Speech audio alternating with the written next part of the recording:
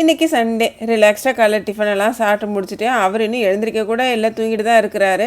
சரி நம்மளும் இடையில ஒரு குட்டி தூக்கத்தை போட்டுடலான்னு சொல்லிட்டு தூங்கி எழுந்திரிச்சு பார்த்தா மணி 12 ஆயிடுச்சு. அவர் இப்போ தான் எழுந்திரிச்சு நான் போய் மட்டன் வாங்கிட்டு வரேன்னு சொன்னனால சரி ஓகேங்கன்னு சொல்லிட்டு நானும் குழம்புக்கு தேவையான மசாலாலாம் ரெடி பண்ணிக்கிட்டேன். குழம்புக்கு நான் மசாலா ரெடி பண்ணி வைக்கவும் அவர் கறி வாங்கிட்டு வரவும் கரெக்டாக இருந்துச்சு. நான் எங்கள் அம்மா எப்படி கறி குழம்பு வைப்பாங்களோ அப்படி தான் நானும் வைப்பேன். எங்கள் அம்மா ஊர் ஸ்டைலில் வைப்பாங்க, அதே மாதிரி தான் நானும் வச்சுக்கிட்டேன். எங்கள் ஊரில் நிறைய தேங்காய் சுற்றி தான் கறி குழம்பு மீன் குழம்புலாம் வைப்பாங்க. எந்த ஊர் நீங்கள் கண்டுபிடிச்சிங்கன்னா மறக்காமல் கமெண்ட் பண்ணுங்கள். முதல்ல ஒரு சட்டி எடுத்து தேங்காய், மிளகாத்தூள், மல்லித்தூள், மஞ்சத்தூள், கொஞ்சமாக சோம்பு போட்டு எண்ணெய் ஊற்றாமல் வதக்கிக்கிட்டேன். 1/2 கிலோ ஆட்டுக்கறி தான் வாங்கிட்டு வரான்னு நினச்சி சின்ன சட்டியில் பண்ணிட்டு இருந்தேன். பார்த்தா 1 கிலோ வாங்கிட்டு வந்துட்டாரு. அந்த சட்டியை கழுவிட்டு அப்புறம் பெரிய சட்டி எடுத்து பண்ணிட்டு இருந்தேன். சண்டே கொஞ்சம் ரிலாக்ஸாக சமைக்கலாம்னு சொல்லிட்டு சமைக்க ஆரம்பிச்சா எல்லாம் 1க்கு 2 வேலையாக ஆகிட்டு இருந்துச்சு. கறியை குக்கரில் வேக போட்டால் கறி தண்ணி எல்லாம் அருவி தண்ணி மாதிரி எல்லாம் வெளியே ஒழுகி ஊற்றி இருந்துச்சு. கண்டினியூஸாக அப்படியே சமைக்கலாம்னு நினச்சாலும் மனசு வரலங்க. அதனால அடுப்படியை க்ளீன் பண்ணிட்டு மறுபடியும் சமைக்க ஆரம்பிச்சிட்டேன். சின்னவனுக்கு மீன் குழம்புனா ரொம்ப பிடிக்குன்றதுனால அம்மா மீன் குழம்பு கொடுத்து விட்டாங்க. நாங்கள் சுட சுட மட்டன் குழம்பு வச்சு சாப்பிட்டுக்கிட்டோம்.